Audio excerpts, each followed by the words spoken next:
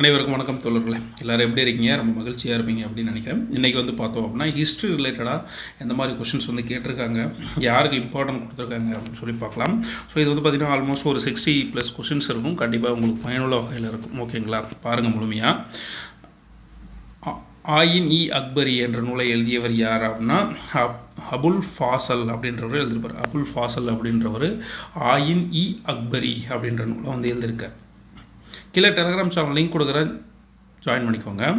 குப்தர் காலத்தில் கிழக்கு கடற்கரையில் உள்ள முக்கிய துறைமுகம். ஸோ குப்தர்களுடைய காலத்தில் கிழக்கு கடற்கரையில் உள்ள முக்கிய துறைமுகம் அது என்னது? தாமரலிப்தி அப்படின்ற துறைமுகம் தான். ஓகேங்களா? அடுத்து பெண் சிசு கொலை வழக்கமாக யார் மத்தியில் அதிகமாக இருந்தது அப்படின்னு சொல்லி பார்த்தோம் அப்படின்னா ராஜபுத்திரர்களுடைய ஆட்சி காலத்தில் அது இல்லாமல் ராஜபுத்திரர்களுடைய அந்த பகுதியில் தான் என்ன பண்ணுவாங்க, பெண் சிசு கொலைகள் வந்து அதிகமாக இருந்தது. சிந்து நாகரிகம் என்ற வார்த்தையை முதலில் பயன்படுத்திய அறிஞர் யார் அப்படின்னா சர் ஜான் மார்சல். சிந்து நாகரிகம் என்ற வார்த்தையை முதலில் பயன்படுத்திய அறிஞர் யார் அப்படின்னா சர் ஜான் மார்சல். முகமது கவானை எந்த பிராந்திய ஆளுநராக ஹுமாயூன் வந்து நியமித்தார் அப்படின்னா பிஜப்பூர் சுல்தானாக. ஓகேங்களா? முகமது கவானை எந்த பிராந்தியத்தின் ஆளுநராக ஹுமாயூன் நியமித்தார் அப்படின்னா பிஜப்பூர் சுல்தான். ஸோ முகமது கவானை பற்றி அதிகமான கொஷின்ஸ் ரிப்பீட்டட் ஆகிட்டே இருக்கும். ஸோ முகமது கவான் வந்து ஒரு முக்கியமான டாபிக். ஓகேங்களா? ஸோ சூரத் வர்த்தக மையம் அமைக்க ஆங்கிலேய கிழக்கிந்திய கம்பெனிக்கு அனுமதி அளித்த முகலாய பேரரசர் யார் அப்படின்னா ஜஹாங்கீர் தான் அனுமதி அளிச்சிருப்பார். எங்கள் சூரத்தில் வணிக மையத்தை ஏற்படுத்துவதற்காக. சிந்து சமவெளி மக்கள் எந்த நாடுகளுடன் வணிக தொடர்பு கொண்டிருந்தார்கள் அப்படின்னா மத்திய ஆசியா மற்றும் மெசொப்பட்டோமியா, வடகிழக்கு ஆப்கானிஸ்தான், குஜராத் மற்றும் பாலுசிஸ்தான், பாரசீகம் ஆகிய 4 பகுதிகளிலுமே என்ன பண்ணிருப்பாங்க, சிந்து சமவெளி மக்கள் வணிக தொடர்பு கொண்டிருப்பாங்க. அடுத்து லங்கா வதாரா சூத்திரம் எதை பற்றி கூறுகிறது? லங்கா வதாரா சூத்திரம் எதை பற்றி கூறுகிறது அப்படின்னு சொல்லி பார்த்தோம் அப்படின்னா மகாயான புத்த மத கொள்கைகளை பற்றி குறிப்பிடுது. மகாயான புத்த மத கொள்கைகள். லங்க வதாரா சூத்திரம் எதை பற்றி குறிப்பிடுது? மகாயான புத்த மத கொள்கைகளை பற்றி குறிப்பிடுது. அடுத்தது கொடுக்கப்பட்டுள்ள வரிசை, அதாவது பொறுத்துக்க பாருங்க. ஆரியப்பட்டா அப்படின்றவர் யார் அப்படின்னா இந்திய நியூட்டன். ஸோ இந்தியாவின் நியூட்டன் யார்? ஆரியப்பட்டர். ஸ்கந்தகுப்தர் ஆசியா மற்றும் ஐரோப்பாவின் ஹீரோ. ஸோ எல்லாமே டைரெக்டாக அப்படியே கொடுத்துருக்காங்க. ஓகேங்களா? சந்திரகுப்தர் சாகர்களை அழித்தவர். காளிதாசர் இந்தியாவின் ஷேக்ஸ்பியர். காளிதாசர் யார்? இந்தியாவின் ஷேக்ஸ்பியர். ஸோ ஆரியப்பட்டா இந்தியாவின் நியூட்டன்.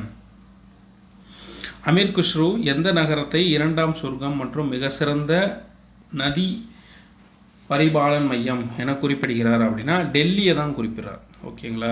அமீர் குஸ்ரு எந்த நகரத்தை 2ஆம் சொர்க்கம் அப்படின்னு சொல்லி குறிப்பிடுறாரு? டெல்லி. 2ஆம் சொர்க்கம் என்று அழைக்கப்படும் நகரம் டெல்லி. டெல்லியை 2ஆம் சொர்க்கம் என குறிப்பிட்டவர் யார் அப்படின்னு சொல்லி கேட்டாங்கன்னா அமீர் குஸ்ரு. அமீர் குஸ்ருவோட இன்னொரு பெயர் என்னது? இந்திய கிளி அப்படின்னு சொல்லுவாங்க.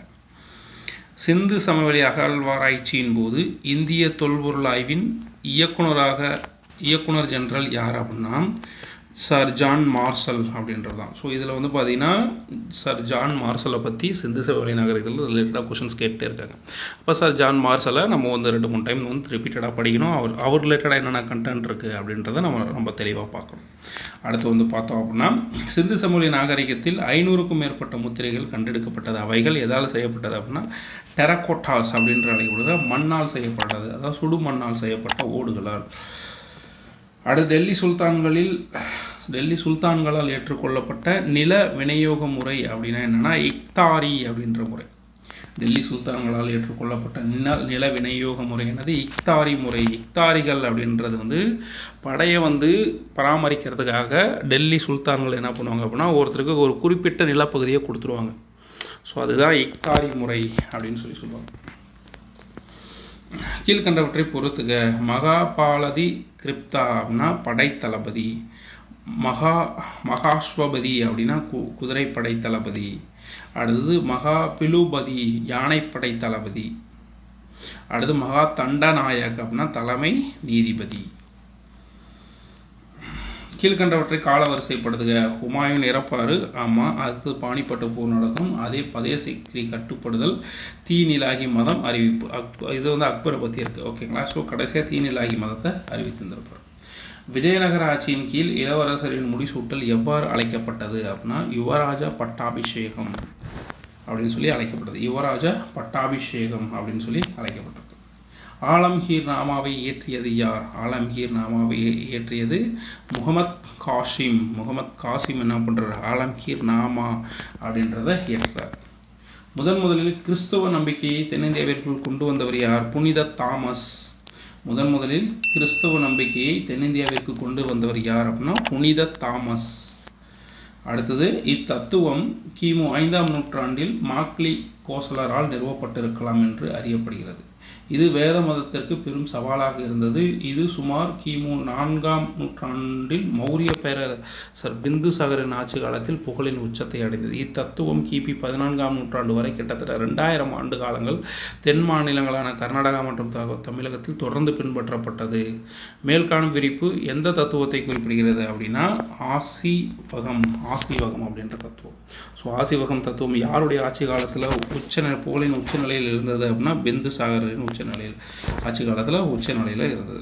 ஸோ இது எங்கெங்கே ஃபாலோ பண்ணாங்க அப்படின்னா கர்நாடகா மற்றும் தமிழகத்தில் 2000 ஆண்டு காலங்கள் பயணம் இது வந்து ஃபாலோ பண்ணியிருந்திருக்காங்க. எந்த புத்தகம் புத்த மதத்தின் 4 புனித உண்மைகள்? புத்த மதத்தில் எத்தனை புனித உண்மைகள் இருக்குது? 4 புனித உண்மைகள் இருக்குது. ஸோ 4 புனித உண்மைகளை கூறும் மதம் இது புத்த மதம் அப்படின்றது ஞாபகம் வச்சுக்கோங்க. பிடாகோ பதேசா அப்படின்றது புத்த மதத்தின் 4 புனித உண்மைகளை விளக்குகிறது. அடுத்து வந்து பாருங்கள், பாபர் படையெடுப்புகளில் தவறான இணை எது அப்படின்னு சொல்லி பார்த்தோம் அப்படின்னா 3 மட்டும் தவறானது. எது? கன்வா போர் 1528 அப்படின்றது மட்டும் தவறானது. அவங்க காபூல் படையெடுப்பு 1504, கந்தகார் படையெடுப்பு வந்து 1522, பானிபட் போர் 1526. ஓகேங்களா. ஸோ இதில் வந்து கன்வா போர் அப்படின்றது 1528 தவறானது. அது எந்த ஆண்டு அப்படின்னு சொல்லி உங்களுக்கு தெரிஞ்சிச்சு அப்படின்னா கீழே கமெண்ட் பண்ணுங்கள். அடுத்தது, டப்கத் ஐ நசிரி என்ற நூலின் ஆசிரியர் யார் அப்படின்னு சொல்லி பார்த்தோம்னா மின்ஹாஜ் உஸ் ராஜ். டப்கத் ஐ நசிரி அப்படின்ற நூலுடைய ஆசிரியர் இவர் தான்.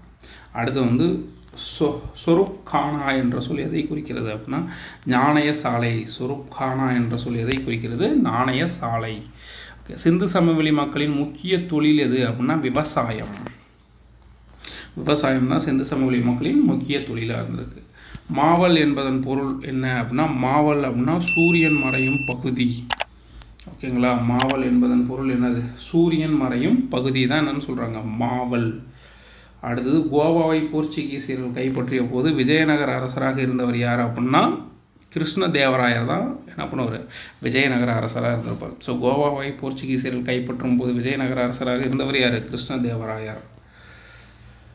எந்த அரச வம்சத்தின் ஆட்சி காலத்தில் இந்தியாவில் முதல் விதவை தீக்குளித்தல் நிகழ்ந்தது அப்படின்னா யார்? நம்ம குப்தாஸோடைய ஆட்சி காலத்தில் தான், குப்தர்களுடைய ஆட்சி காலத்தில். ஓகே. பின்வரும் நிகழ்வுகளில் அக்பரது ஆட்சியின் சரியான வரிசை எது அப்படின்னு சொல்லி பார்த்தோம் அப்படின்னா அதாவது மால்வா வெற்றி, யாத்திரிகளின் வரியை ஒழித்தல், அதுக்கப்புறம் பார்த்தீங்கன்னா பதேபூர் சிக்ரியில் லிபன் பதாவை தீர்மானித்தல், கடைசியாக தான் தீநிலாகி. ஸோ எல்லாத்துலேயுமே நல்லா ஞாபகம், கடைசியாக தீநிலாகி வரும். ஓகேங்களா. அடுத்து, டெல்லி சுல்தான் எவ்வாறு அழைக்கப்பட்டார் அப்படின்னா அஸ்வபதி, குதிரைகளின் தலைவன். ஸோ டெல்லி சுல்தான் என்னன்னு சொல்லி அழைக்கப்பட்டிருக்காங்க? அஸ்வபதி, அதாவது குதிரைகளின் தலைவன். கணபதி அப்படின்னா குளங்களின் தலைவர் அப்படின்றது பாருங்கள். கஜபதி அப்படின்னா யானைகளின் தலைவர். நரபதி அப்படின்னா மனிதரின் தலைவர். ஸோ இதையே கூட பொறுத்துகளை கொடுத்து கேட்கறதுக்கான வாய்ப்புகள் இருக்கிறது. ஓகேங்களா. அஸ்வபதி அப்படின்னா குதிரைகளின் தலைவர், கஜபதி அப்படின்னா யானைகளின் தலைவர், கணபதி அப்படின்னா குளங்களின் தலைவர், நரபதி அப்படின்னா மனிதரின் தலைவர். அடுத்து, இந்தியாவின் எந்த தலைவர் மக்கள் மனதில் சமய சார்பின்மை என்ற கருத்தை பதிப்பித்தார் அப்படின்னா ஜவஹர்லால் நேரு அவர்கள். ஓகேங்களா. இந்தியா அளவில் பிரிட்டிஷ் இந்திய எல்லைக்குள் இந்திய நாகரிகத்தினை கண்டறிய எந்த மொழி அடையாளப்படுத்தப்பட்டது அப்படின்னா சமஸ்கிருதம்.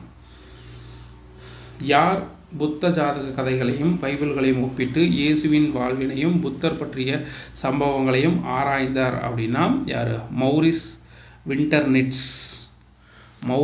விண்டர்நெட்ஸ் அப்படின்றவர் ஆராய்ந்திருப்பார். அடுத்து முகமது கவானை பற்றியதில் கீழ்கண்டவற்றில் சரியான கூற்று எது? ஸோ முகமது கவானை பற்றி திரும்ப கேட்டிருக்காங்க பாருங்கள். 2ஆம் அலாவுதீன் அகமது ஷா காலத்தில் முகமது கவான் பிரசித்தி பெற்றவராக இருந்தார். கரெக்டு. ஹுமாயூன் காலத்தில் இவர் நம்ம பிஜப்பூருடைய ஆளுநராக இருந்தார், முதல் மந்திரியாக இருந்தார். முகமது கவான் ஒரு அபாக்கி அப்படின்னு சொல்கிறாங்க. 1481ஆம் ஆண்டு சுல்தானால் முகமது கவான் தூக்கிலிடப்பட்டார். 1481 வந்து தூக்கிலிடப்பட்டார். ஸோ இது எல்லாமே சரியானது தான்.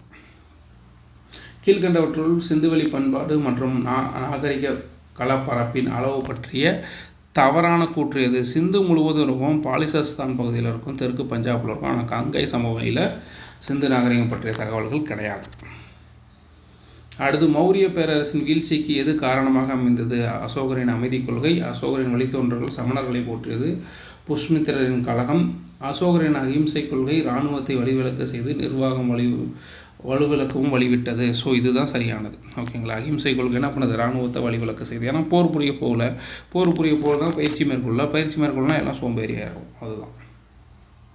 குப்தர்களை பற்றிய கூற்றுகளில் தவறான வாக்கியம் எது அப்படின்னு சொல்லி பார்த்தோம் அப்படின்னா நாணயங்களில் சந்திரகுப்தர் குமாரதேவி உருவங்கள் காணப்படுகிறது. ரைட்டு. 3வது பாருங்கள், சமுத்திரகுப்தரின் கல்வெட்டு அலகாபாத் அசோகத்தூன் கல்வெட்டில் காணப்படுகிறது. ரைட்டு. ஈரான் கல்வெட்டு சமுத்திரகுப்தரை பற்றி தெரிவிக்கின்றது. ஹரிசேனர் சந்திரகுப்தரின் முக்கிய அலுவலர். ஹரிசேனர் அப்படின்றவர் சந்திரகுப்தருடைய முக்கிய அலுவலரா இல்லை சமுத்திரகுப்தருடைய முக்கிய அலுவலரா? சமுத்திரகுப்தர் காலத்தில் தான் ஹரிசேனர் இருப்பார். ஓகேங்களா? அடுத்து வந்து பார்த்தோம் அப்படின்னா தில்மன் என்ற பகுதி பொதுவாக அடையாளம் காணப்படும் இடம். இடம் இது பக்ரைனின் தீவு அப்படின்றதான் தில்மன் என்ற அடையாளம் காணப்படும் பகுதி. கீழோதய வல்லாட்சி என்பதன் கருத்தியல் என்ன? கீழோதயன் வல்லாட்சி அப்படின்னா மாறாத சமூகம். எந்த சமூகம் இந்திய பண்பாட்டினை ஐரோப்பியாவிற்கு பரவுவதற்கு வகை செய்தது அப்படின்னா சிந்தியர். ஸோ எந்த சமூகம் இந்திய பண்பாட்டினை ஐரோப்பியாவிற்கு பரவுவதற்கு வகை செய்தது அப்படின்னா சிந்தியர் அப்படின்ற சமூகம். பௌத்தம் புகழ் பெறுவதற்கு முதன்மை காரணியாக அமைந்த கருத்து எது அப்படின்னா அது பெண்களிடம் அடித்தட்டு சமூகத்தினையும் சேர்த்து கொண்டது. பெண்களையும் அடித்தட்டு சமூகத்தையும் புத்த மதம் சேர்த்து கொண்டதுனால தான் பௌத்த மதம் புகழ் பெறுவதற்கு முதன்மை காரணமாக அமைந்தது.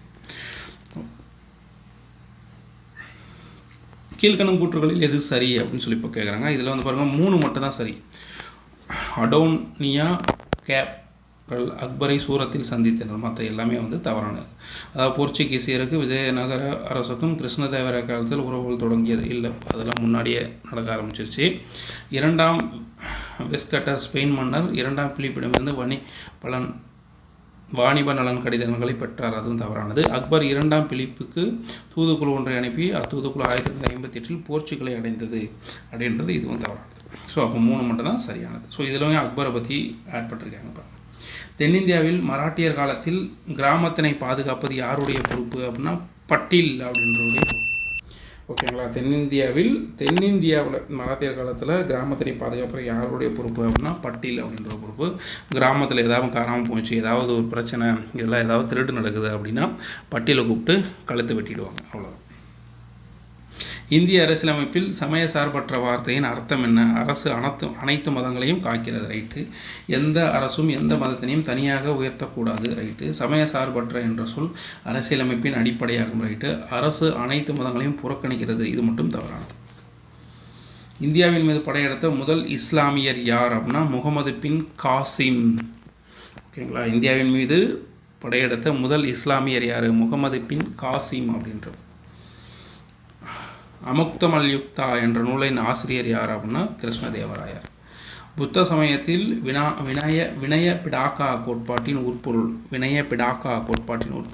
டிசிப்ளின், ஒழுக்கம். ஸோ புத்தம் இது 2 பற்றி கண்டிப்பாக வந்து 1-2 கொஸ்டின்ஸ் வந்துகிட்டே இருக்கு. ஓகேங்களா? அடுத்து வந்து கீழ்கண்பவைகளுள் எந்த ஒரு பண்டிகை சிக்கிம் மாநில பண்டிகையுடன் தொடர்புடையது அப்படின்னா சிவப்பு பந்த் பண்டிகை அப்படின்றது. ஓகே நண்பர்களே, அவ்வளோதான் முடிஞ்சு. இந்த வீடியோ உங்களுக்கு பயனுள்ள வகையில் இருந்திருக்கும் அப்படின்னு நினைக்கிறேன். மறக்காம நம்ம சேனலை சப்ஸ்கிரைப் பண்ணி சப்போர்ட் பண்ணுங்கள், லைக் போட்டு போங்க. தேங்க்யூ.